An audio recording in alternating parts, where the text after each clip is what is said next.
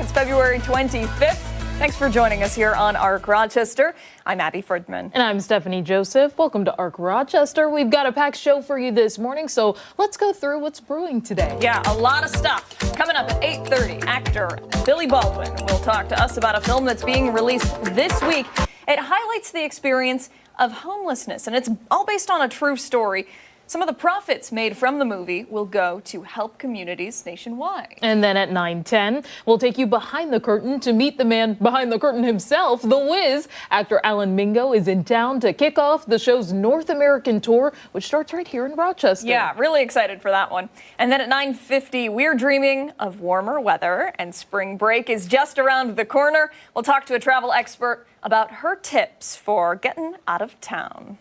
But before all of that, we're getting a little taste of spring right now, kind of. We'll check in with meteorologist Marty Snyder for all of these mild temperatures that we're seeing. Yeah, it's a nice start as far as temperatures go. Not really the prettiest of starts. We are seeing some showers out there, but overall just kind of some fairly quiet weather relative to what we have been seeing and what we could be seeing for this time of year. So again, cloud cover holding on, just beginning to see a few showers make their way in across the area, and that the frequency of rain will become a little more common as we head through the morning. Temperatures continue to rise. We'll rise up into the 40s for highs. Many areas never even dropped down to anywhere near the freezing point overnight last night. So that's starting us off quite mild now. 43 at noon, probably somewhere in the mid-40s for highs today. And longer term, still another couple days with temperatures in the 40s. We pull back a little bit over the next couple days, 41 for those two highs.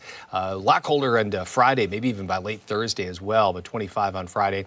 And then cooler for the longer term. We go back and forth a little bit, but never really achieve those 40s again for the longer term. So again, enjoy that mild weather while it's here for the next couple days, actually next few days, before we see those numbers drop back a little more by the end of the week, guys. Yeah, it looks like we're going to have to wait a little bit longer to break out the shorts, but, you know, so it goes. Right, Marty? Got to be patient, right? Yes. Artists, luxury suites, tickets going for thousands and thousands of dollars. And again, this was back in 2017.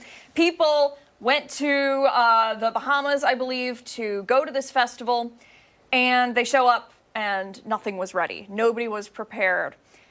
The conditions were very, very bad. You see those tents? Those were the so-called villas that were promised to them. Yeah. The festival actually ended up being canceled entirely, but people couldn't get off the island because all of the luxury resorts that were on the island were already booked from, vacationers, and also there was very limited transportation to get off the island, so people were stuck there for a while. So this was in 2017, right? Guess what? It's back, round two. Oh. They're like, we're trying again, and this is going to be interesting. So this is being held on Mexico's Isla Mujeres. I believe I'm saying that right. This is supposed to be May 30th through June 2nd, and this is according to the festival's founder, Billy McFarland. Now, keep in mind, Billy McFarland in 2018 was sentenced to 6 years in prison after pleading guilty to charges of wire fraud, bank fraud, and making false statements to law enforcement. So he's like, I'm out. I'm ready. We're going to try again. He posted on X, 3-day escape to the Mexican Caribbean. You'll explore alongside your favorite talent and then come together at night to celebrate with music. So there's the post. Fire Festival 2, it's real. And then there are all of the different things that they're promising to festival goers. Tickets, again, crazy expensive. Water adventures, extreme sports. So that's what they're saying. They're not just promising a festival here. They're saying you get to go explore during the day, and then you get to go to the concerts at night. What a deal. They're not getting me. Well, yeah. So will this actually happen? Who really knows? People on social media, honestly, the comments have not been great. So it took me a while to sift through and find some ones that were G-rated. If you get scammed by Fire Festival 2, you deserve it. So crazy that he gets out of prison and tries the exact same thing that got him there in the first place and expect things to be different. That was Bodie who tweeted that out there. Maybe a former victim of Fire Fest. Who wants to go to Fire Festival 2? I'm sure this one will go off without a hitch. Strong words from Evelyn there. And then I think we've got one more. Yeah.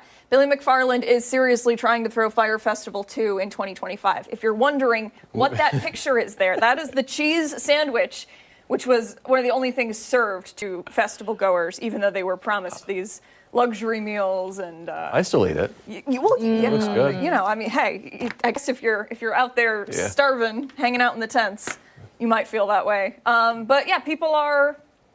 I'm sure people will go. I'm sure people will buy the tickets. Will it go off smoothly? Who really knows? We'll have to wait until May to find out. I'd like to know who else is involved. Maybe Yeah. if there's some big names backing him. So some that sponsors. was the first time around. So if I'm remembering this correctly, Billy McFarland paid celebrities to talk about the concert, talk about the festival, and promote it on social media. Now, whether these celebrities actually went, not necessarily the case. So it'll be interesting to see who's backing it this time around. Yeah. Oh, wow. There you go. Right on. Who's next? Christian. Looks like You're it's next. Christian. Okay, a Christian sandwich here. But, I might regret sharing this story, but it's a very personal story. I've been sharing this with people, and I've found out there's more and more people who have had experiences that sort of relate to this a little bit, not so much the bones. But let me talk about these. I put a quarter there for sort of a size comparison. But I'm laying in bed. Noticed that my dog was sleeping on the floor next to me upstairs. These bones are usually in my way. She chews on them on the floor, and I kick them across the wooden floor just like they kick, and they make a noise like a. Yeah. I always find them on the floor. It's like, what are you doing, Willie? That's my dog's name. But I noticed that she's upstairs sleeping with me. The bones are downstairs. Put them on a carpeted area just like that. Yeah. I wake up to the bones sliding across the floor downstairs. I said, I know what I heard. I'm just going to go back downstairs, move the bones back to the carpet, and go lay back down. Before I even close my eyes again, the bones go rocketing across the floor down. I swear to God, they go rocketing across the floor downstairs again.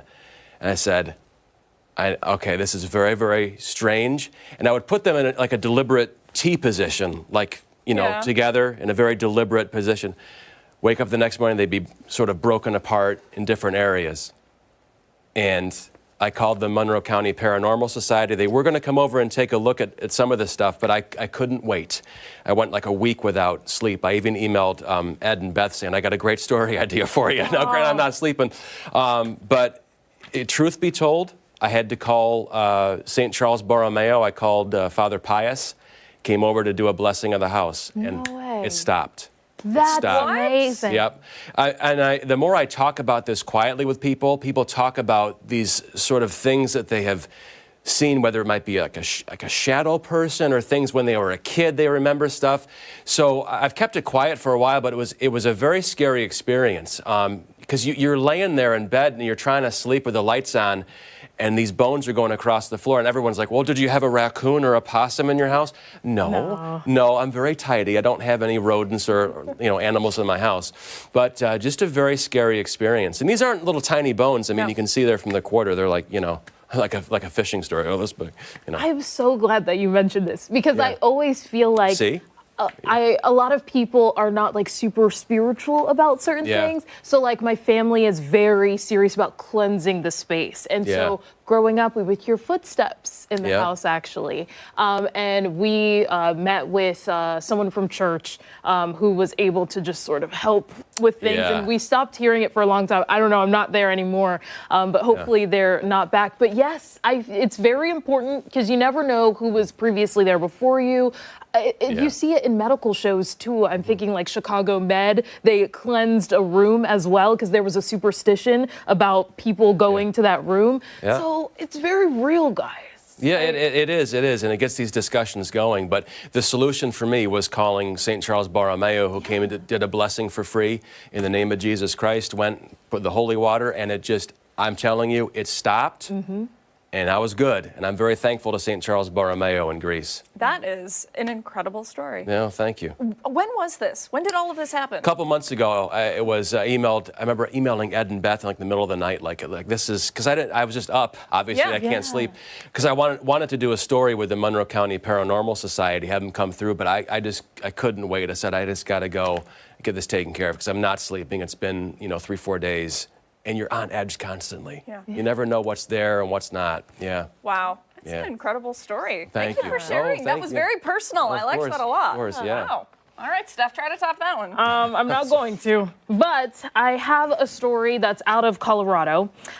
There was two thieves actually at a pet store. We're seeing a picture of it here. But they apparently went in, according to police and the owner of this store. They had gone in asking about two bulldogs in particular, and they're worth about $4,299 each. They're kept in the back. So they had asked about it, and then one of them, you can see, just collapses right there.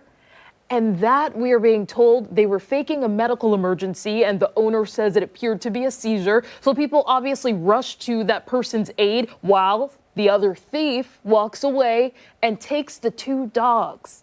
And that person got away, obviously. But it was really, it was really interesting because you can see people try to stop the thief from getting out there. He trips at one point, even dropping the dogs, but he still manages to get away, and the hunt continues for that thief.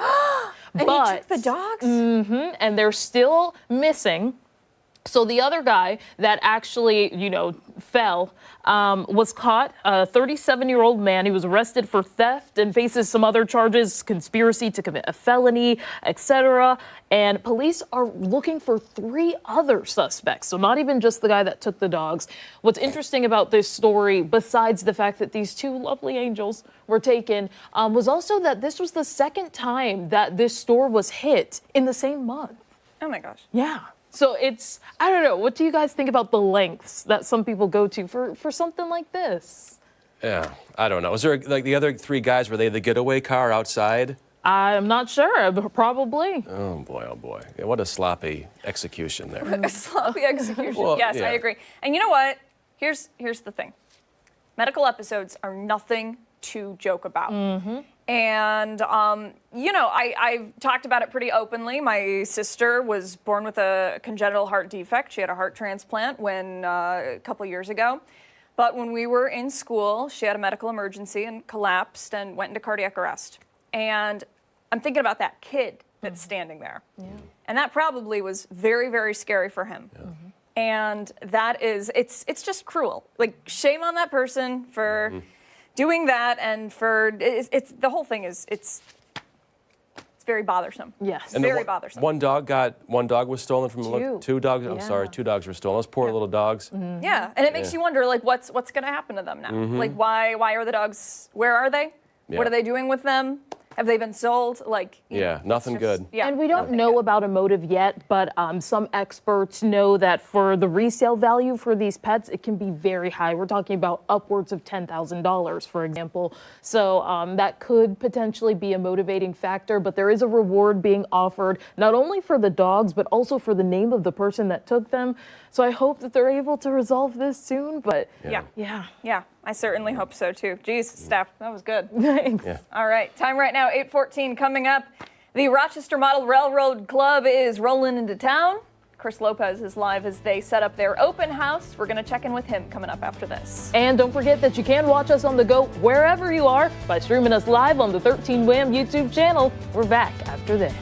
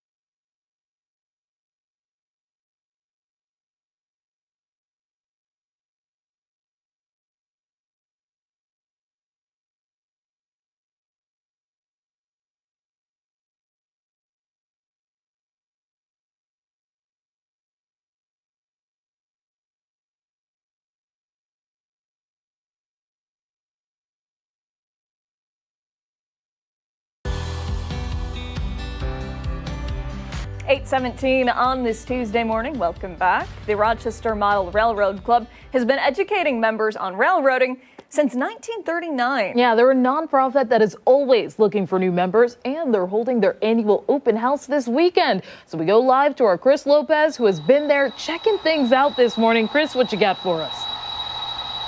Hey, good morning, guys. Yes, so we're in a part, according to Ed, the president here, that the public doesn't get a chance to see. This is the staging room that we're in right now, also known as the rest of the world. The trains have to go somewhere, they go back here. But the trains can't just go on the track. You can't just take a ready-for-made train and put it tracks here. There is a specific process, some tests that Ed runs the trains through to make sure that they are up to snuff to be able to run smoothly on the train set, and that's what we're going to get into right now. So let's start with that. What are you looking for when you grab someone's? They come in here, they say, Ed, I want to run my train on this. Sure.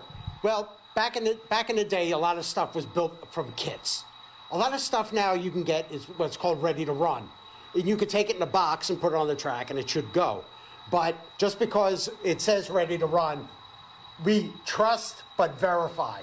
We want to make sure that it meets what we refer to as our standards and recommended practices, which are based on past practices and also recommendations from the National Model Railroad Association, because they've been around since 1934, and they've established what they're called standards and recommended practices, and they found that this stuff works relatively well. So they developed a standards gauge that's used to test certain parts of the car. And there's different pieces on this test gauge that test different parts of the track, wheels, flange rays and the turnouts, and a whole bunch of different parts. But what I'm going to show you is what we do before people can put something on the track. So if somebody wants to have a box car such like this, and they say, hey, look, I want to put this on the railroad, we want to make sure that it meets our standards and recommended practices. So what we're going to do with it is, the first thing we're going to do is we're going to check, using the gauge here, the width of the wheels. So we want to make sure that they fit into those little notches. If they're too wide or they're too narrow, the train may derail as it goes around the railroad. And we don't want that. We want to see the trains run. We don't want to be chasing them around and fixing them. And you're essentially putting little divots. Yeah. There's little divots that are marked that go in. You can't really see the little hole, the little slots, but the fit on the flanges of the wheels. If they're too wide or too narrow, we can pop the wheel set out and give it a little twist and either push it or pull it, and it'll move just a little bit. And once they drop into those little slots, the wheels are in the right width, and that part is good to go. The other thing that we have to check is we require a metal knuckle coupler. This is the company called KD, makes a very reputable coupler. They've been around for years. The patent expired, so there are a lot of knockoffs now, but a lot of them are made out of plastic and they're liable. So we require a metal shanked KD coupler because we know that they're bulletproof and they work really well. So we want to make sure that they flex back and forth on both sides very well. They want to make sure that they're centering and they have some play, they're not too stiff. We also put them through what we call boot camp. Part of it is what I've done here in my hand, but then we also have a test track. And this is something that I developed that we can do a lot of tests on a car. So now that we know that the wheels are the right gauge, we can put it on the track and we can roll it back and forth on the rails. And we're going to slide the coupler on each side into these little test jigs. There's a little slot, and this coupler is the exact height of that slot. If it sits too low or too high, it's not going to go in the slot, and the car has to get adjusted up or down. And we can do that with a variety of different things. Either put a washer, or we may need to do a little offset of the coupler. They make different types of couplers. Some where the shank is in the middle, some where it's on the bottom, some where it's on the top. And Ed, I'm sorry, we're running short on time. Okay. If someone is coming in for the open house, 10 o'clock to 5 o'clock, are you going to show people how to do this? This we won't, but if they want to come on one of our regular club nights, we could talk to you about what we do and how this goes about. If you want to learn more about the club, our website, www.rockmrc.com. A lot of information is there, and you can come and you can visit us. We'll be happy to tell you about all of this stuff. Open house Saturday, 10 o'clock to 5 o'clock. Sunday, it's 1 p.m. to 5 p.m. here at the First Universalist Church in the basement. This is really cool stuff. He could have gone on for 10, 15 minutes about the testing here. That is how involved this process is. I'm going to send it back to you guys in studio for that. Yeah, really neat stuff, Chris. We're impressed, and maybe consider taking up a new hobby, Steph. Yeah, I don't know. I'm in the market for one. All right, time right now, 8:23. Coming up, we're going to go behind this story, one of the top headlines that we're following this morning. We're back after this.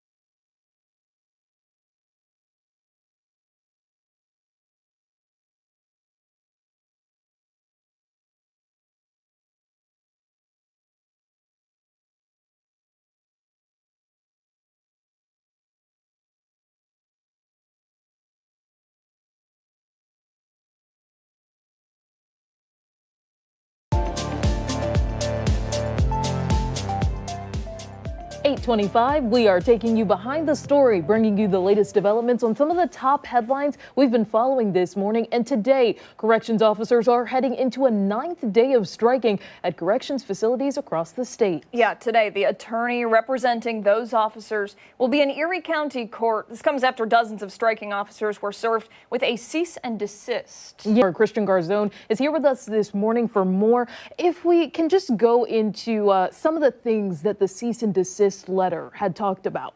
Yeah, well, these strikes apparently are illegal according to them. They shouldn't be out doing this stuff. And I think that's why many of our sound bites are usually people speaking anonymously, or they're people speaking on behalf of these strikers. And just some numbers to throw at you.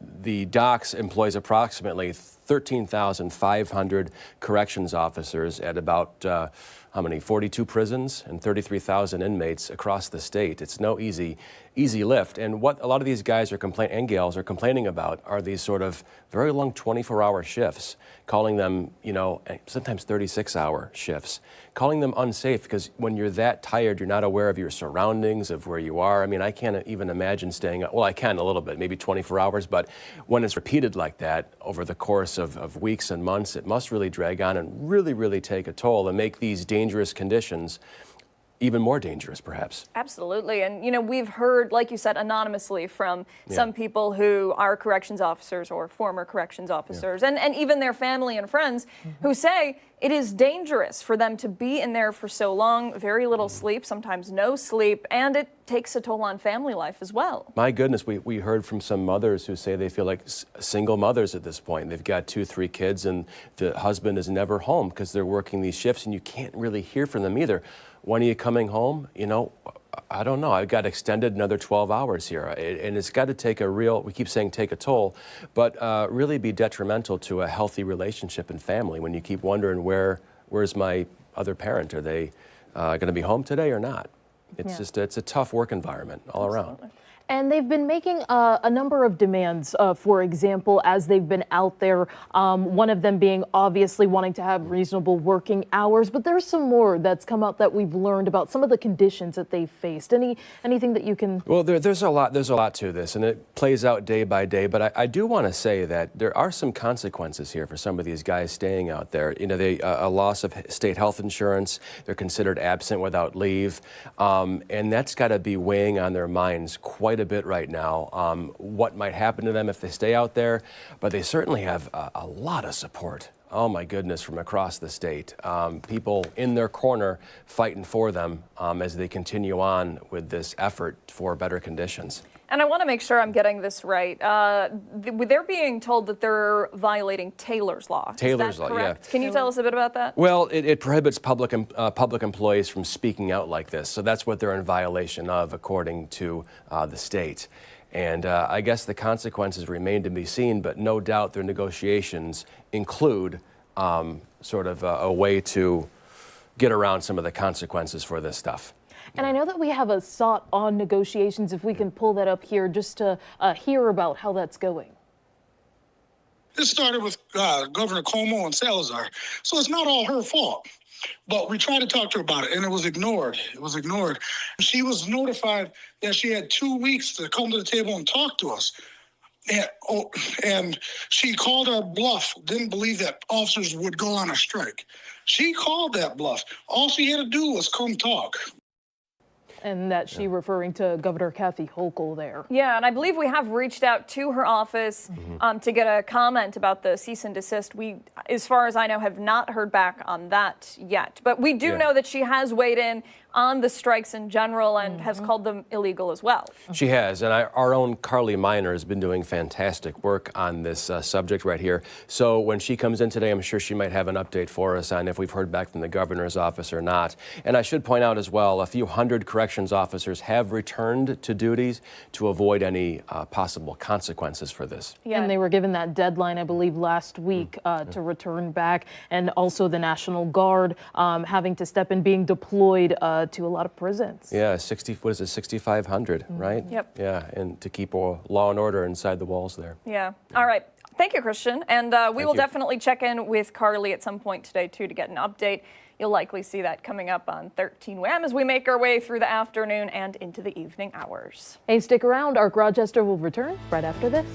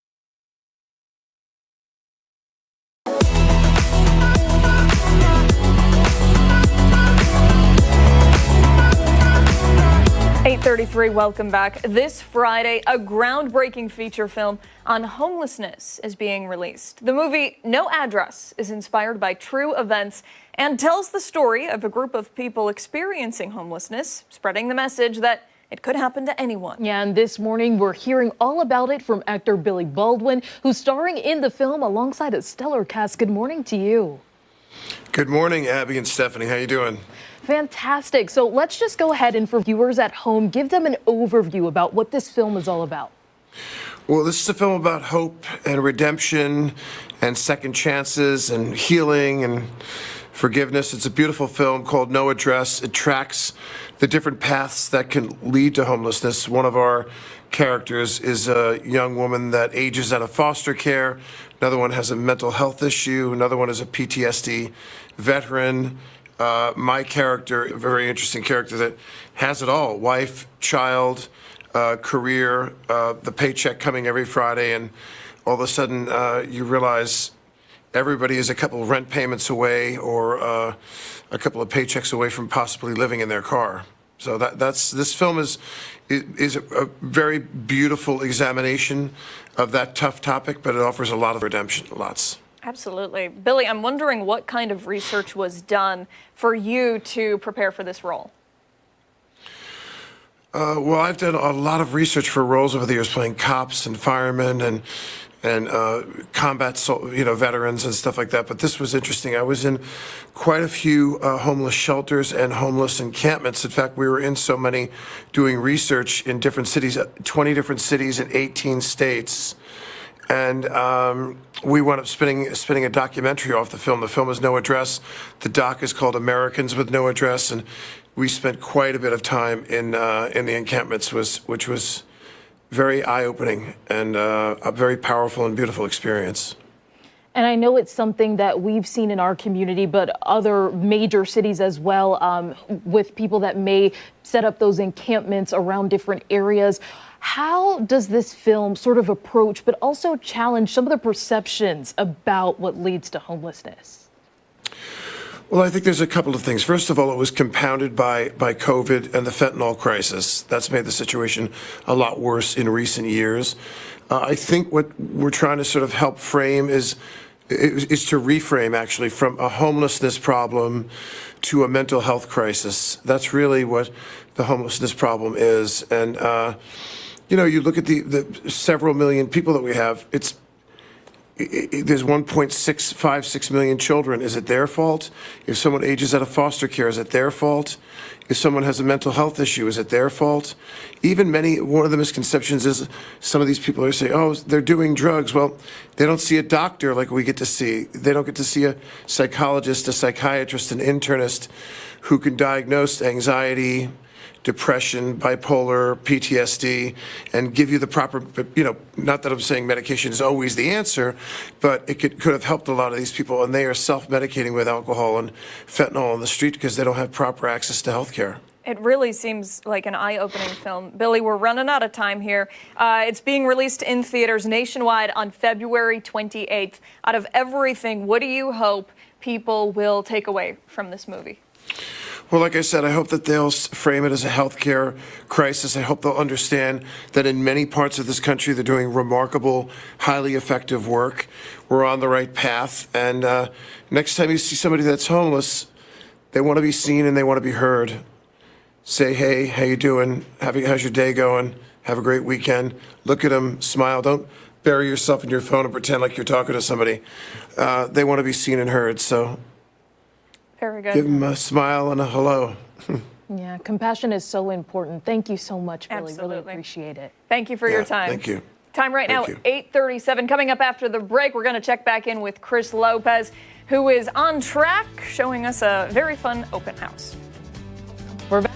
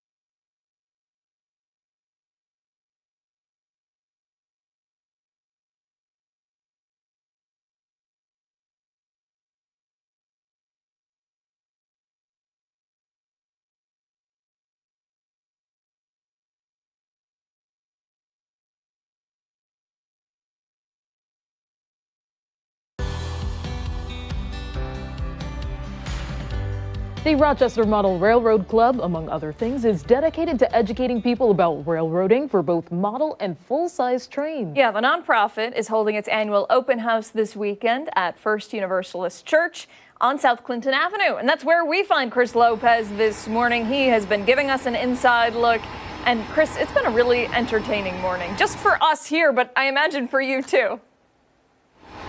Yes, absolutely. Just mind-blowing, really, to be here and to see the level of detail. This right here is a trash can locomotive equipped with all of the spray paint that you could imagine. Very urban looking, and they have things that range from different time periods to the 1950s. We have a train car right here that's actually powered off of the wiring system. I'm here with Ed O'Connell. He's the president here. Okay, best kept secret in Rochester. You guys are looking to change that to just top dogs. Yeah, a lot of people do know about us, but the bulk of the people in the city of Rochester just don't. We've been featured in the National Model Railroader magazines. Most recently was in 2022 here in Railroad Model Craftsman. We're the cover story. And why do you think that is? That you guys are a secret? A lot of people, that model railroaders know of us. Yeah. And they just love coming down, seeing the railroad. A lot of people just keep coming back year after year after year. Tell your friends, invite them down. We don't want to be the best kept secret in Rochester anymore. All ages to you. Youngest member's 11 years old. Our youngest member is 11. We've got members up into their 80s and everywhere in between. All types of careers, students, retired. The backgrounds are just so wide, but we all share the love of the hobby. And the open house, someone who's has never heard of this, first time that's going to come in here, mind blown me. What do you want them to take away from this event on Saturday or Sunday? Just come and experience the joy of the hobby and what could be. May spark an interest in starting something of your own. On Saturday, we have an equipment sale upstairs. If you see something and say, you know what, I want to get into this, we have some previously enjoyed equipment at pretty reasonable prices.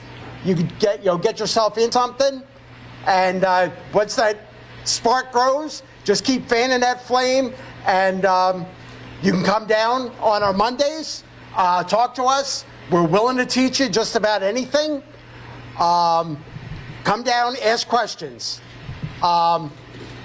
Visit us on our website, rockmrrc.com. We're also on Facebook. We're on Instagram. Come down on Mondays. Come talk to us during the open house. It's going to be kind of hectic down here, but come down the Monday after. We'll be happy to talk to you. And this is not just for someone, I was talking to Alex earlier, he got into this kind of in a roundabout way, not directly. This is for people, anyone really. If you just want the camaraderie, if you want to build a town, you don't really, it doesn't seem, at least you don't necessarily need to be into just trains. You guys have someone that hand makes all of the trees on this side. That's a great thing about the hobby of model railroading. There's so many different nuances within the hobby. You've got electronics, you got carpentry, you got painting, art, engineering, little bits of pieces that it all goes together in the end. So there's probably something that's going to interest you, and you want to come down and you want to join, and it's like, I don't necessarily know if the train, but I'm an artist. Yeah. And we definitely want to bring up some of the we've been here for 36 years. Some of this stuff may need to get a little refreshing. So if you're a good painter or whatever, hey, we might be able to use those skills. So all ages welcome. Saturday and Sunday. Saturday's open house is 10 a.m. to 5 p.m. Sunday is 1 p.m. to 5 p.m. at First Universalist Church. Down here in the basement, this place is absolutely mind-blowing. You want to check it out. I'm going to send it back to you guys in studio. It's great. We were just saying, Steph needs a hobby, so it's a good option for her. Yeah, open house. Good stuff, Chris. Thank you. And coming up, this week's edition of Crime Stoppers, the Greece Police Department is highlighting its license plate readers that were installed last year. We'll see how it's been going for the town after this break.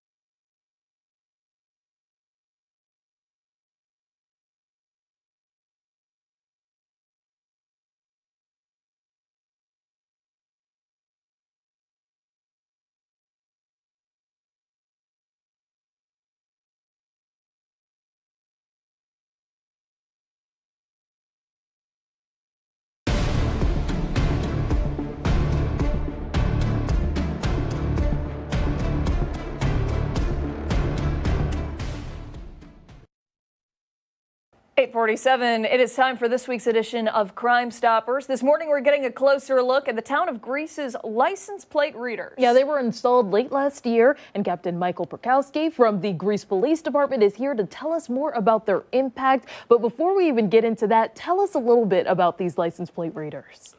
So back in October, with the New York State Law Enforcement Tech Grant, we got money given to us from the state, and we used actually evidence-based policing, like where most of our traffic accidents are, where a lot of our higher crimes are, and we looked at intersections in that area and then installed these license plate readers in those intersections. And it's been a couple months, 5 months about? Yeah. How successful has this been for the department? So I think it's been more successful than we could have even imagined, and we're only 5 months into it. We're getting information coming back about criminals in the area and vehicles associated with crimes. And it's not just about that either. I mean, you talk about some like mental health issues and some of these elder issues where they're lost. And if we have a plate number, we can put that into the system and kind of pinpoint where the car's been so we know what area to look for them in. Yeah, and we've done a few stories on this, but tell us a little bit about how this works, the technology. So they're installed at different intersections, and when a car goes by, it grabs that plate number and it gives data back. There's no personal information being given, so it's not running who the car's registered to. It's just telling us the plate number of that car and the camera that it hit off of. Now, if the plate's suspended, if it's stolen, if that plate was put in the system that's related to some type of criminal or a crime that occurred, it would let us know that information too. But in terms of who's driving the car or where the car's registered to, we do not get back that information. And what kind of response have you gotten from the community about this? I'm sure you're hearing quite a bit on social media or from people who maybe see you around town. So I think people are, maybe cautiously hesitant about it. Everybody wants to live in a safe community, and that's what we're trying to create in Greece. But it's Big Brother. People don't want Big Brother watching. But what I can say is in the last 5 months, we've made some great arrests, from stolen vehicles to taking illegal guns off people. So the intent to make this community safer, we're reaching that intent, and we're moving in that direction. And in terms of how it's been assisting officers, I kind of want to go into that a little bit more. How does it support the efforts or maybe ease some of the burden that they may have in terms of pursuing some of these cases? So I don't know if it eases the burden in terms of 911 calls. I would say maybe it adds to it because we're getting so much data back that, some of the stuff we have to act upon, when it comes to criminals. So how it does aid us is it aids us in solving crimes, to be honest with you. And if we can drastically reduce the stolen vehicle problem that we've had in Monroe County and the town of Greece for a really long time, probably since 2020 is when I saw it really rise, that's a good thing for everybody. Absolutely. Captain, thank you for your time this morning. We really appreciate it. I'm sure we will hear much more about these license plate readers as the program continues to develop. Like you said, it's only been 5 months, so we'll look forward to hearing more about how this continues to go. So thank you for the time. Thank you. Time right now, 8:51. When we come back, your ARC Rochester News Break. Top stories we're following this Tuesday morning.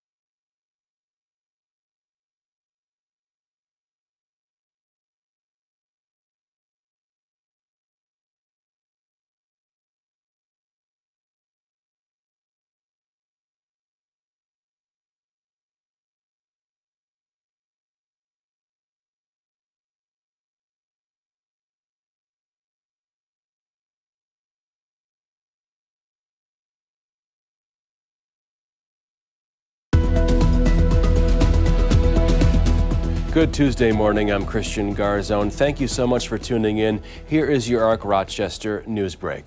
Today, the attorney representing New York's Correctional Officers Union will be in Erie County Court after dozens of striking corrections officers were served a cease and desist letter. 28 staff members at 4 prisons, including Elmira, Collins, Groveland, and Wendy, received the notice as the state looks to end the strike, which has been going on for more than a week. An unnamed employee who says he was served tells 13 WHAM the court paperwork that employees are believed to have violated the state's Taylor law, which prohibits strikes by public employees. It's pretty much like a temporary restraining order telling you that you're not allowed to be involved in the strike. It said strike, work action, illegal work action, what they called it. And she's talked about how that's the most important right to have is the right to strike. But when it's her own people, it's a problem. We did reach out to the governor's office for comment on this report, but have not heard back yet. The State Department of Corrections says mediation between the two parties has resumed, and more than 6,500 National Guardsmen are helping maintain security and order in prisons across the state. A 22-year-old man is continuing to fight for his life this morning following a mini bike crash in Rochester. It happened around 3:30 Monday afternoon at the intersection of North Clinton and Avenue D. Police tell us the man was speeding down North Clinton when he clipped a van that was trying to make a turn. We're told the man was not wearing a helmet and was taken to the hospital with what police call serious and critical injuries. Investigators also say the mini bike was unregistered and the man had an illegal handgun on him. No one else was hurt. Closing arguments are set to begin today in the civil trial of the man currently serving a life sentence for the rape and murder of a Chili teenager. Raymond Moody is being sued by Brittany Drexel's mother for intentional infliction of emotional distress and outrage.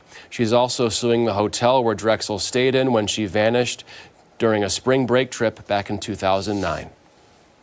To set a precedence that people that commit these crimes and do what Mr. Moody did to my daughter, they need everything taken away from them because they took the most precious thing that they could have taken away from me, and that was Brittany. In 2022, Moody pleaded guilty to Drexel's rape and murder, while earlier this month, his girlfriend, Angel Voss, was sentenced to 18 years in prison for lying to authorities about Drexel's disappearance. The Trump administration is reportedly walking back its threat of firing federal employees unless they respond to an email from Elon Musk. Multiple media outlets report the midnight deadline to respond was voluntary. Musk had asked more than 2 million federal workers to respond with a list of 5 things they accomplished last week or they'd get fired. Overnight, however, Musk said employees will get another chance to submit answers, posting on X, quote, "Failure to respond a second time will result in termination." For all of these top stories and any new developments, visit our website over at 13wham.com. Stick around, ARC Rochester. We'll be back right after this.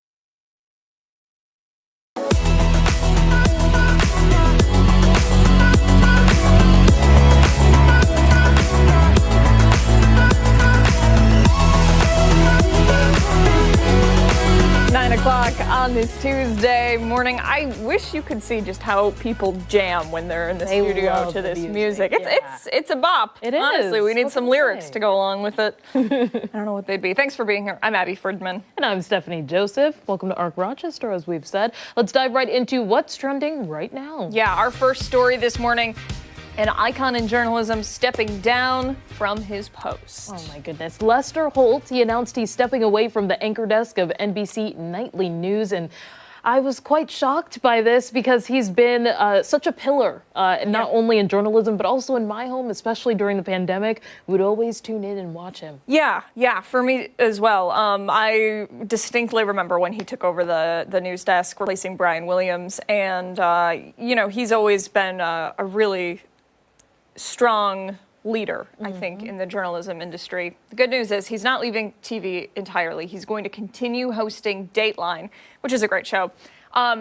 This is all his time here at the anchor desk will leave. He will leave, I should say, at the start of the summer. Yeah. I'm doing a horrible job representing Lester Holt, so my apologies. I'm stumbling over my words here, but We're in shock. Yeah, We're still processing. It's been startling. He's been in the role for a decade, and just such an influence to young journalists and all journalists too. Yeah, and he became the first African-American solo anchor of a weekday network nightly newscast, which is amazing. Of course, we haven't learned who his successor will be just yet, but we know another name that could be thrown in as a consideration, Tom Yamas. I have also watched him. I feel like a nerd sometimes because a lot of people my age are not, they don't have as much deference or reverence, I should say, rather, for a lot of journalists like Tom Yamas, but also the other titans that we know in the field. But he's another strong candidate if they do decide to go with him. Yeah, and what did you call yourself a nerd, or did I imagine you saying that? Okay, I yeah. did. So I would disagree with you there, Steph. It's the industry, right? Yeah. Especially with journalism, it's not a job, it's a lifestyle. It's not a career, it's an addiction, and it's the industry. He may work for a competing station, but we all fall under the same umbrella of journalism. So he'll definitely be missed. And, best of luck to him. Well, I'm sure, just like when Hoda left the Today Show. Right. I'm sure that there will be, just a lot of well wishes and positive stories about him. Yeah, I can't wait for that one. All right, some sad news for arts and crafts fans. Jo-Ann Fabrics officially closing all stores. Yeah, the company filed for bankruptcy twice over the last year. It originally had planned to keep some locations open. Yeah. Right now, there are more than 800 stores across the nation, several of them in our area. And this ends a run of more than 80 years in business. This has been another pillar in our home. Yeah. My sister, she graduated with her degree in fashion design, but she grew up oftentimes visiting Jo-Ann Fabrics, getting fabric to sew clothes together. So this is a tough one as well to process. All stores will be having their going out of business sale, and we have quite a few in our area. We do, yeah. And if you're sitting at home thinking, I have a stack of returns, the chain will no longer accept them. So seems like you are out of luck. Gift cards will only be valid through this Friday. So get in there, spend them. Act fast. And act fast. I was just in there the other day. I needed fabric. I was reupholstering a bench in my house. And, it for the niche tasks too, like if I'm looking for something, I know that they'll have it because it's meant for crafts. Absolutely. Yeah. I don't really know where else you would get fabric, but anyway. Guess we'll have to figure it out now. Yep. Turning out to Starbucks that it's continuing to downsize its menu. So the company announced the 13 items that are being dropped. Yeah, people are feeling passionate about it. So they're getting rid of some of the complex and also unpopular items. A lot of them are under the Frappuccino list. Okay. Like the Java chip one. Like the Java chip one. Yeah, also the white chocolate mocha, the caramel ribbon crunch cream, the chocolate cookie crumble cream, and the double chocolatey chip cream. I've never had any of those. I had the double chocolatey chip, not with the cream though. Yeah. But that is what I would have growing up when my sister was old enough to have coffee. I wasn't quite yet, and I would drink that, and I'm sad to see it go. I haven't had it in a long time. Yeah, I imagine that they would be pretty complicated to make. I also imagine they'd be pretty costly to make and costly to buy, and probably pretty bad for you too. But you know, who's counting that, right? Oh, I wanted to read what that person said about. Oh yeah, sorry. Can we pull that back up? Yeah. Okay. Discontinued as of March 4th. My will to live is officially gone. Oh no. Wow. I think there are other things to look forward to, my friend. There definitely Don't are. worry, it's all right. Oh. Okay. Do we have another one, Hannah? Ashley's out today. Producer Ashley's out. We have producer Hannah filling in. All right, Hannah says no. But that's all right. So some of the other items included on the list: the iced matcha lemonade, white hot chocolate, honey almond milk flat white, honey almond milk flat white. Those are some of the other ones that'll be discontinued. They have 1 week left on the menu. This downsize happening on March 4th. Yeah, Starbucks also announced it's adding 3 drinks, though, for its spring selection. So those are the iced lavender cream oat milk matcha, which is nice. Okay. I haven't tried the lavender one yet, but I haven't heard bad reviews. Okay, then there's the iced cherry chai, and then the iced lavender oat milk latte. So if I'm picking up the vibes here, we're getting rid of a lot of the blended beverages, the milkshakes, the frappuccinos, all of that stuff, and instead switching to more iced-based drinks. Yeah. Like the iced coffees, iced lattes, things like that. Yeah. Healthier options. Funny enough, I think I tried a lavender latte like the one that's pictured here at a local bakery. Nice. And it tasted good, so I Yeah. would imagine can't do wrong with that. Yes. elsewhere. Yeah. It is interesting, though. Just a little interesting. I said it. Maybe it's to, help out with some of the costs, but it seems like it would kind of all balance out in the end. Maybe it's that people don't want to make them anymore. Like, at McDonald's, how they're like, oh, the ice cream machine's always broken, but sometimes people are like, oh, it's just because we don't want to clean it. I wonder if that's kind of... Well, they have to do a just lot of speculation. substitutions too. Have you seen those long lists? That No. I've seen the stickers that are like this big with all of the different substitutions and additions, especially if you're getting a venti. Yes, okay. Oh my goodness. So who knows? Yeah, But- who knows? I don't know. But, hey, I always like to say support your local coffee shop. But As you that's just should. me. That's great advice. All right, we'll get to the fallout now from this year's snowfall amount in upstate New York. Well, in Barnveld, I hope I'm saying that correctly, near Utica, several buildings collapsed because of snowfall. Yeah, take a look. I think we can pull it up here. It's a firehouse that collapsed, all caught on video. Down it goes. Wow. Okay. People reportedly inside were able to thankfully escape, which is amazing. And a day after that, the town's recycling center had actually collapsed. So just continuing to see the devastation from snow. Wow. Yeah, the old highway garage did the same thing. A lieutenant from the fire department talks about everything that's been lost. It's going to be a lot of our history, our memorabilia, some older equipment that was in storage that's buried in the rubble. We believe we've lost our gear dryer and our hose dryer and our skid unit for our UTV for brush fires. Other than that, until we can get the building, start to demolition the building, we really won't know what else we lost in there until then. It's really heartbreaking for those folks. Officials now evaluating all buildings because of that significant snow. And amazingly, no injuries have been reported with all of those collapsing buildings. It's really interesting because even here we were talking about the mild winters that we've seen. Yeah. And even though this isn't the worst that we've seen in this area, the snow definitely has taken its impact and toll in a lot of areas. So glad to hear that no one was hurt. But interesting to see. Yeah, for sure. And you think about the type of weather that we've had so far this year, and I don't know if this plays into it at all, but we've had snow and then ice and then more snow and then more ice. And, it's not like people are able to really get up there and sweep off the roofs or shovel the roofs or whatever. Yeah. But yeah, I feel really bad for those folks. Yeah. It's really sad. Hopefully there's a light at the end of the tunnel coming up soon for them. Yeah. All right, let's get to a story that we are following. It's been more than a month since the town of Ovid had that massive fire, and the community is still coming together to show their support. Yeah, that's for sure. United Way of Seneca County is hosting an Ovid Strong or hashtag Ovid Strong thrift shop today at 11 at Finger Lakes Premium Outlets. Yeah, they've had an overwhelming amount of support, donations for the community, so on and so forth. And victims of the fire say they've collected all that they need. The community now is invited to purchase everything that's left over from those donations. Yeah, and of course, all proceeds go to Ovid community. You'll remember last month, you can see here some of these images. A fire had broke out in an apartment above the town's only grocery store. Yeah, that building has since been demolished, and we've seen the community really just come together to show their support for the folks there in the Ovid area.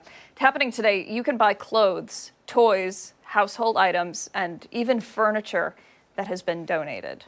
Yeah, it's truly amazing to see how many people have wrapped their arms around this community. I remember several reporters, boots on the ground, just being there, whether it was meals that they were cooking or just allowing people to come and shop for free. I believe at a thrift store, just to get the items that they need, because it was truly devastating. Yeah, we know just how giving the folks in this area are, and we're truly fortunate, aren't we? Yeah. All right. Happening today, Mr. Monopoly unveiling the Rochester edition of the board game. This is pretty cool. Squares will feature Rochester sites with cultural or historic significance. Customized chess and chance playing cards will also be unveiled.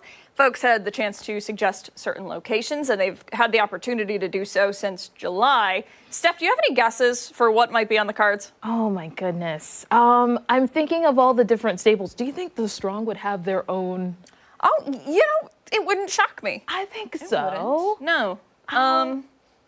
Something like a garbage plate has to be incorporated somewhere. Maybe that's on one of the deal cards. Yeah, that could be. I'm trying to think. I feel like maybe some of the parks. Oh, yes. Right? Highland Park, all of the other parks. Christian, what's another park around here? Oh, Mike, sorry, I was thinking about something else. That's but okay. Yeah, That's Seabreeze. okay. Does Seabreeze Park count? No. Seabreeze, why not? Yeah, that could be on Buy there. that.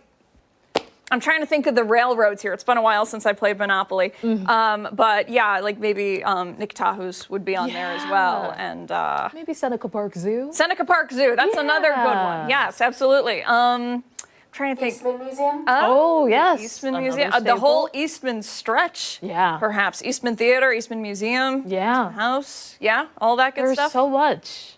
Yeah. I'm like thinking through all of the different Maybe things. 13 Wham is on there. We're a legacy station. Right? Yeah. Maybe Don might have a card or something. We'll How see. cool would that be? All right, so the unveiling is happening right now. We will have the full details coming up on 13 Wham News at midday. Also, this year marks 90 years of Monopoly. That's amazing. That's a testament to if it ain't broke, don't fix it. You know what? That's a really good point. Everybody, in some way, shape, or form, knows and has played Monopoly, I would assume. Yeah. Used to get very competitive in my household growing up. I can think of a couple times where my family was snowed in, like snow days and stuff, and we'd play, and I think we'd have to take a time out after a while because it would get so aggressive. All right.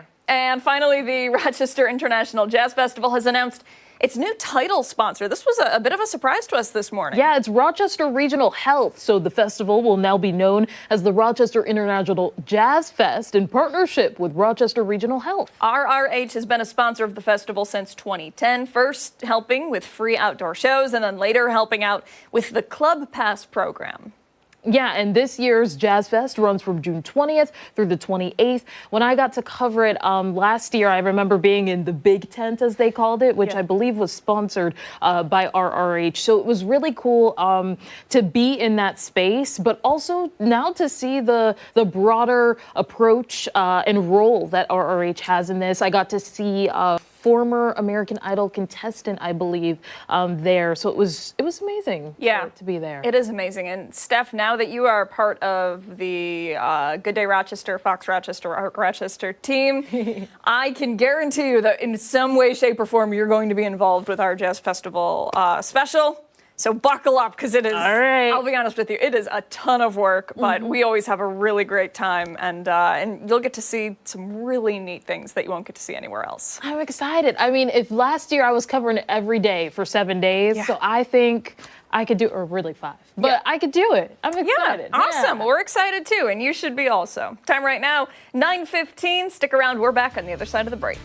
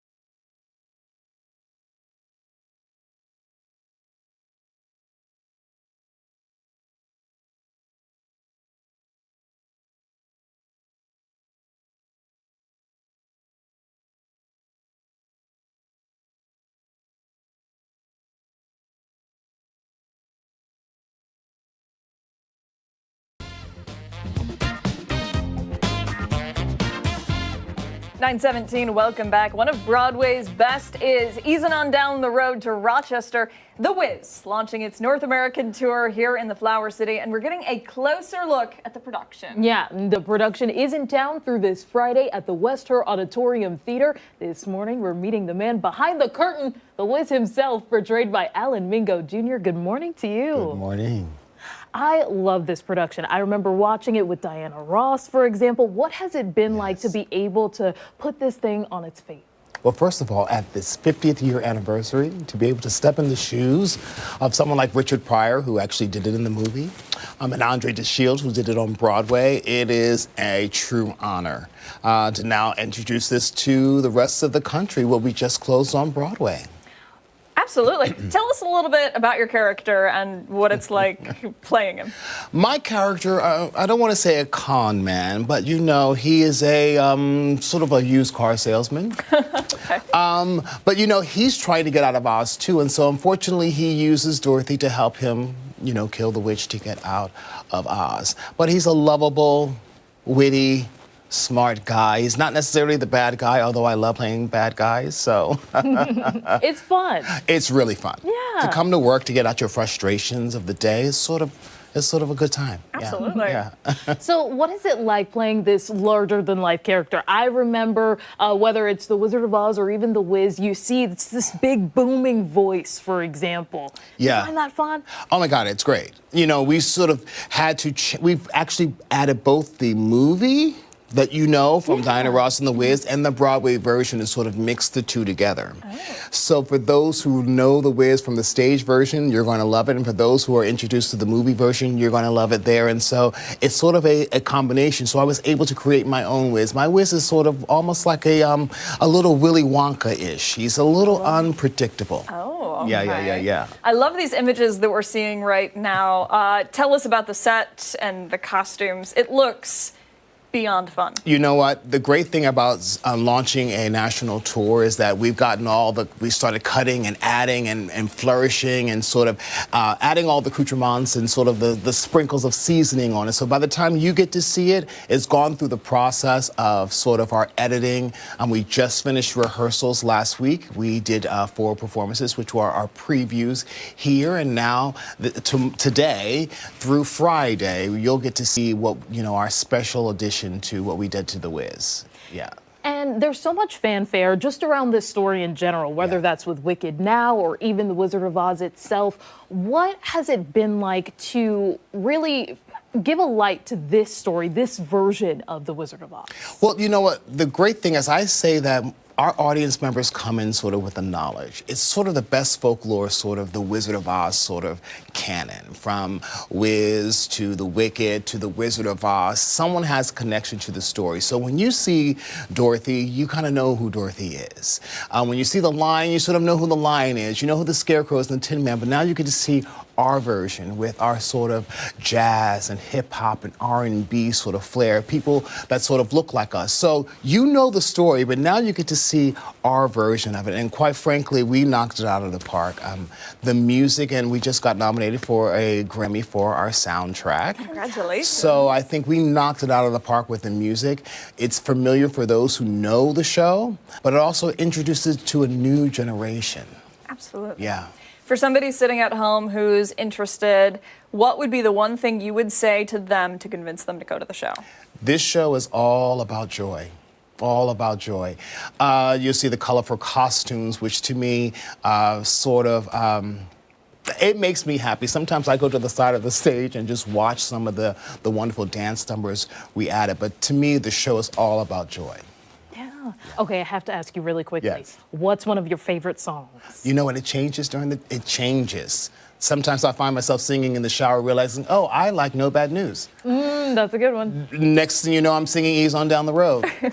The next thing you know, we have some sort of instrumental music that we added, like the tornado, so then I'm humming that theme. So it just depends on my mood and it depends on the day. There's so many great songs, so many iconic songs in this show.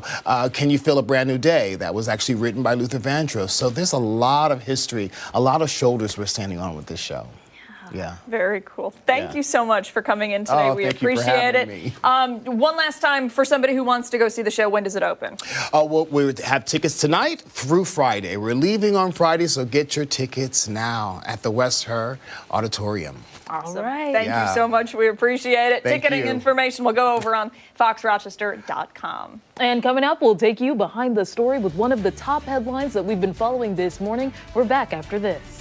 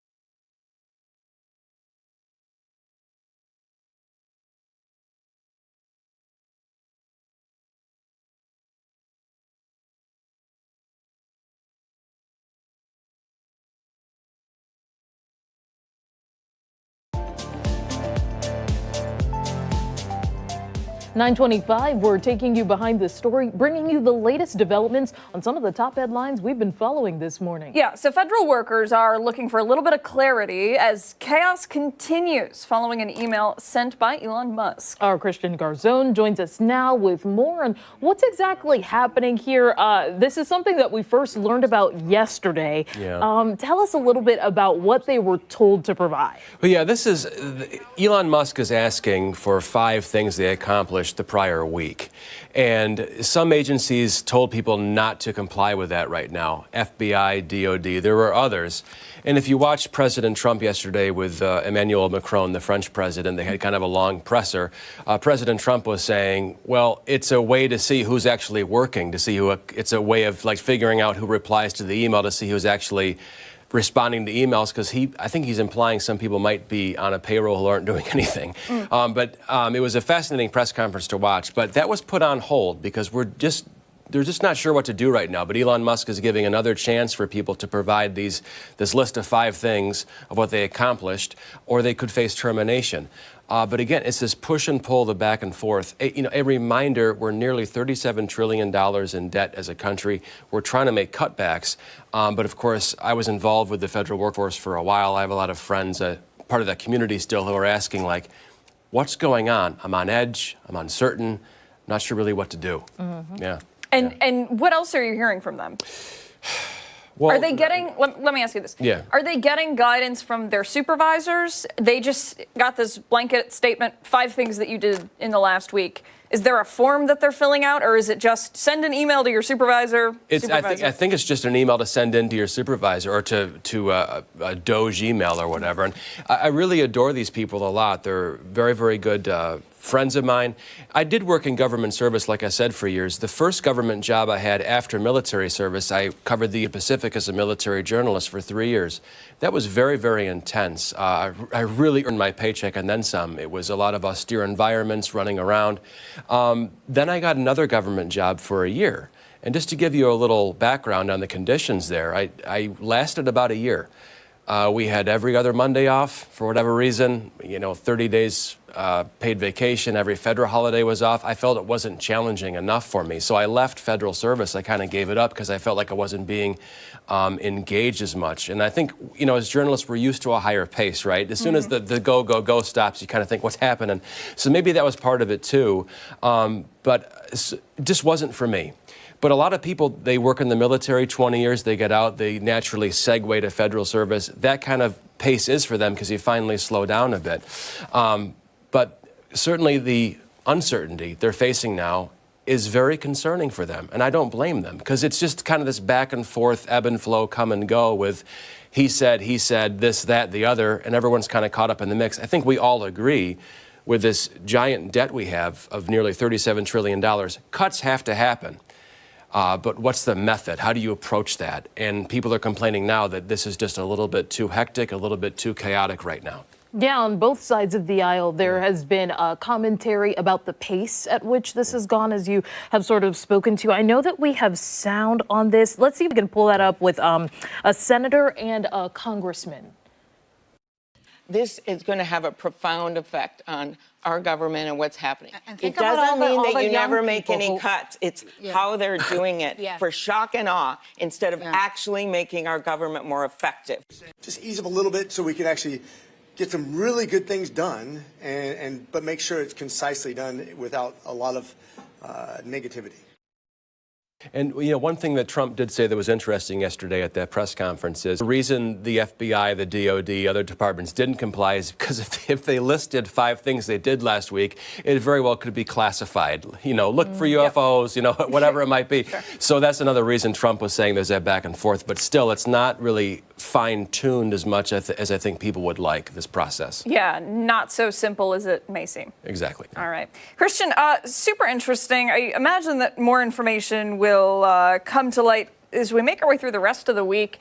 Do we anticipate that another email will go out at the end of this week saying, okay, what'd you do? I know, like the follow, who knows? Follow X and see what happens. Who knows what's going to happen? It just seems like it's one day at a time with this kind of stuff. It's very, very interesting to be alive, though, and reporting, that's for sure. Yeah. All right. Thank you, Christian. We appreciate it. Thank you. Time right now, 9:30. Ark Rochester is back on the other side of the break.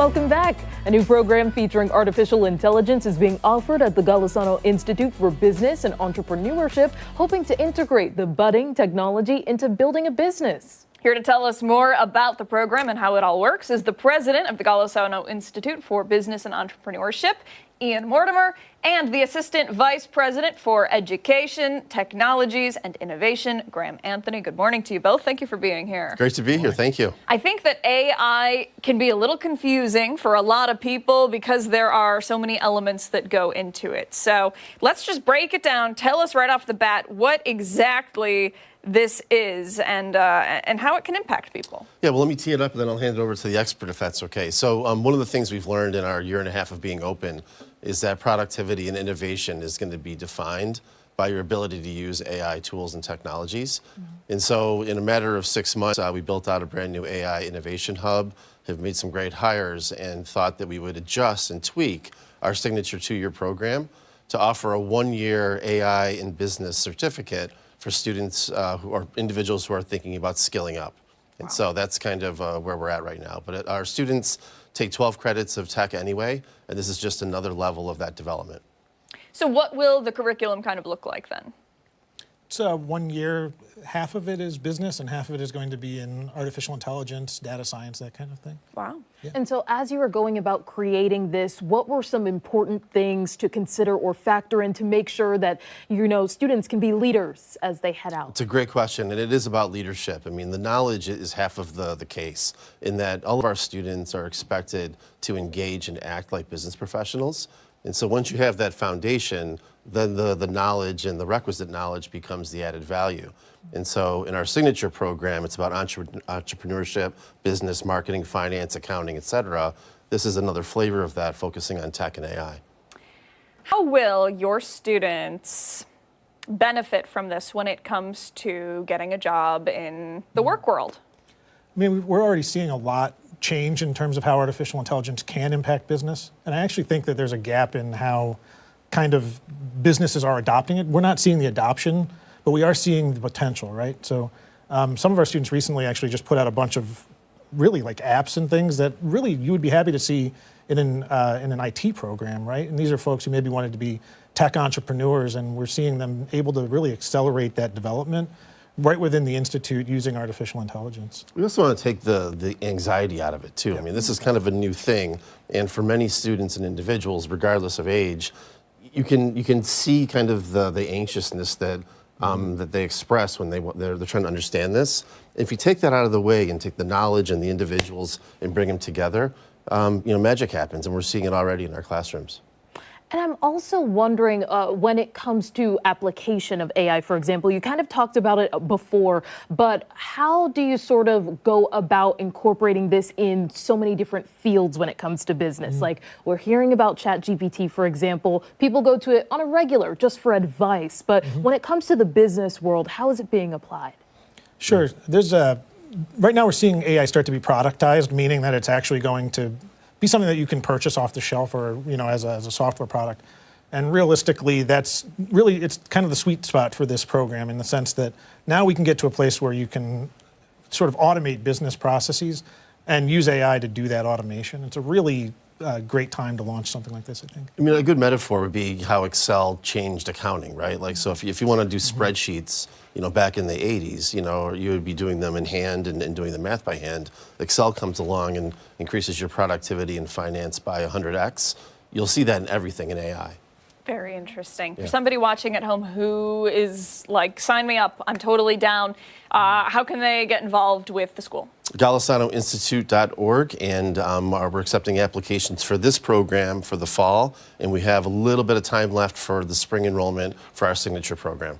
Very good. Right. Ian and Graham, thank you both for your time today. We appreciate it. All that information will go over on foxrochester.com. When we come back, the gala happening next month, raising money to help families impacted by type 1 diabetes. We're back after this.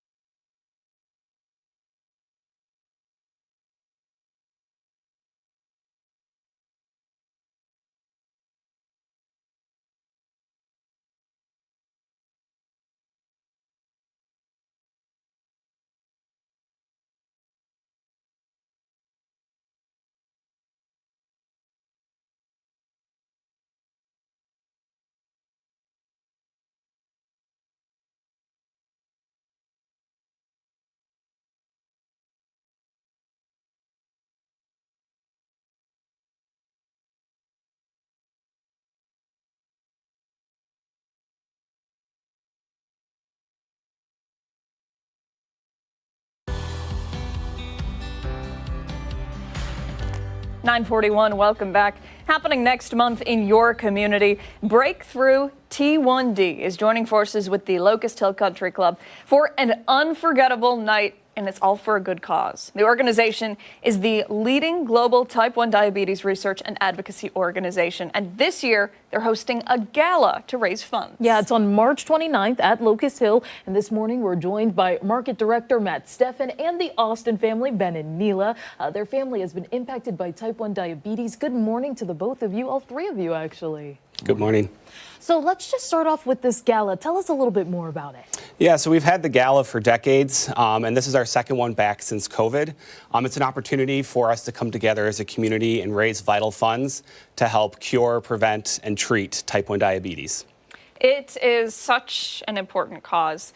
And for the two of you, tell us a little bit about your story and the impact that diabetes has had on your family. Sure. So this is my daughter, Neela. She's a type 1. She was diagnosed about 4 years ago in 2021 on March 29th. So it wasn't planned that way, but it just falls that the gala is on the anniversary. But it changes every aspect of your life. I mean, from she can't have a snack without needing an injection of insulin, to can't go to a sleepover without a nurse or somebody to monitor and keep an eye on her sugar. She can't play and run as long as she wants to without worrying about going low. So it impacts you in every single aspect of your life, and it's something you don't expect, you can't prepare for. It doesn't pick or choose, it just hits random people at any time, and so it really caught us off guard, and it's changed our entire lives. Wow. And what is it like to have support from community members like this organization to be able to see and also provide resources maybe to assist in sort of helping? It's huge. I mean, for us, for the first few months, I mean, we had to test her blood sugar with a jab every single time and give her insulin every single time for every meal, every correction. And because of things like, JDRF or now Breakthrough, that technology's evolved so much that right now she's got a pump on, she's got a glucose monitor. So already the improvements are huge, and having that support and knowing that hopefully we have a cure coming soon is huge for us. Absolutely. And Neela, you have to be getting excited for the gala, right? Mm-hmm. What are you most looking forward to? The dress. Mm-hmm. The dress. Yeah, excited about the dress. Maybe, are we staying up late? Yeah. It's a big party. We're staying up late. Mm-hmm. All right, very good. And for somebody who's interested, are tickets available to go to the gala? Yeah, so tickets are available, sponsorships are available as well. This year we're proudly presented by Westher. Ben is the GM of Westher Ford of Webster. And Neela is our Fund to Cure kid. And at Fund to Cure is the ability to raise funds directly. We worked with a local company, Captivate Media, to produce an amazing video outlining Neela and her diagnosis with type 1 that we encourage people to watch on the Westher YouTube page. But people and tickets are available. If you go to breakthrough1d.org and search Rochester Gala, you can find the opportunities to connect. And to just give a little bit more detail about what events like this go towards in terms of funding, or even the work that your organization does just in general, can you tell us a little bit more? Yeah, so Breakthrough T1D raises roughly $200 million a year, and those funds go towards research projects across the country and across the world that work to either find a cure, prevent type 1 diabetes from happening, or make the lives easier of people living with type 1 through medical devices and other enhancements that can help them test their blood sugar and connect with insulin a little bit easier. And all of the funds we raise across the country and across the world go to that mission. Fantastic. A great cause and great work that's being done. I want to thank the three of you so much for being here today. Neela, I want to see pictures of the dress, all right? So you got to come back and visit, okay? Promise? Yeah. Very good. Right. Thank you, guys. We appreciate it. Ticketing information and sponsorship information will go over on foxrochester.com. And coming up, spring break is just around the corner. We'll get some advice on where to go right after this.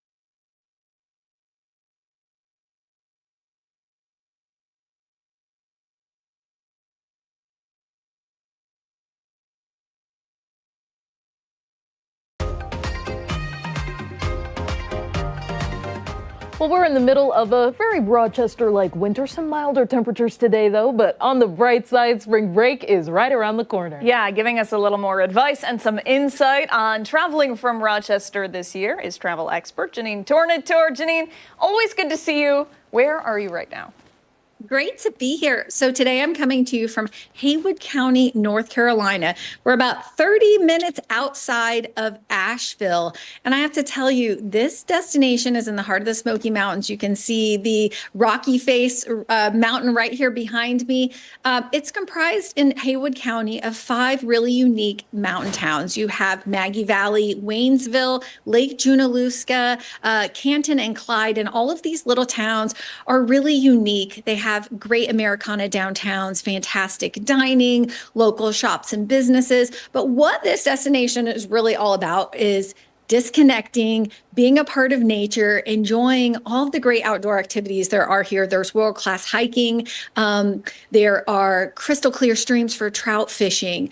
You have 46 miles of the Blue Ridge Parkway that runs right through Haywood County where you can pull over. There's beautiful overlooks for picnics. There's waterfalls to hike to. In fact, Haywood County is one of only 2 headwater counties in the entire country. And what that means is that all of the rivers and streams in this county originate here. So that means waterfalls everywhere, all of these beautiful waterways, like I said, streams and rivers for fishing and kayaking. It's absolutely stunning here. And what I love is that I mentioned disconnecting. You're not going to see big chain hotels here. It's all about vacation rental homes and cabins and yurts and all of these unique places that you can stay and bring the entire family. It sounds like a lot of fun. I know that when I think of spring break, I'm usually like, okay, take me to the beach. Are there any options for somebody who's maybe in my case? Yeah, well, if you're looking for that beach vibe over spring break, I would recommend Myrtle Beach, South Carolina. This is one of the most popular beaches in the country, but it's also one of the most affordable, especially this time of year when so many people are heading even further south. You have 60 miles of just beautiful, stunning beaches. Of course, all kinds of great water activities from deep sea fishing to kayaking, the saltwater inlets to stand-up paddle boards. But there's also so much for families to do off the beach here. They have their classic boardwalk, their sky wheel, Ripley's Aquarium, Broadway at the beach, which is their big hub of entertainment and shopping and dining. The seafood here is fantastic. It's right off the boat, great Southern cuisine. They're also known as the golf capital of the world. There's over 90 championship golf courses here and 30 interactive mini golf courses, which if you're like me, that's more my speed. But there's just so much happening here. It's a great family destination if you're looking for that affordability. And there's over 50 direct flights into their international airport. So really accessible this time of year. All right, Janine. So I grew up with a mom who's a teacher. And so when we went on spring break trips, there always had to be a learning component. Summer vacation was different. We got to go to the beach. But if we went somewhere for spring break, there had to be a learning element to it. I'm looking at your list here, and there's a pretty decent option. I can relate to that. I also grew up with a mom who was a 2nd grade teacher, so 100% know those learning vacations. So yes, this next one is Williamsburg, Virginia. And you're right, most people think of Williamsburg for its history and kind of educational opportunities here, but it really is a full vacation destination. Of course, you have Jamestown, Williamsburg, and Yorktown, where you have a live archaeological dig site. You have America's first permanent English settlement, Colonial Williamsburg, which is the world's largest living history museum with its costumed interpreters, its immersive reenactments. You have Merchant Square. You have all of that, which is absolutely fantastic for families. But it's also a hidden gem for outdoor enthusiasts. There's over a dozen 4-star golf courses here. There's really great wineries. They have fantastic hiking trails and rivers and streams that you can kayak and canoe. So you can really get immersed in the outdoors in this destination. They're also becoming a top culinary destination, so a lot of great dining here. And they're known for their arts and culture as well. There's over 30 museums here. There's actually the new Michelangelo exhibit opening at the Museum of Art. And then you have family attractions like Busch Gardens, which has over 50 rides and attractions. They're actually celebrating their 50th anniversary with a brand new roller coaster. So again, you kind of can't go wrong. I think people think of it as that day trip outside of DC, but it's really a vacation destination within itself. Absolutely. A little something for everyone, Janine. We love to see it. For somebody sitting at home who wants to learn more, hit us with the social media and the website. Yeah, absolutely. Follow me at The Outside Insider on Instagram, and same website, theoutsideinsider.com. Very good. All right. Thank you so much. Time right now, 9:53. We're back on the other side of the break.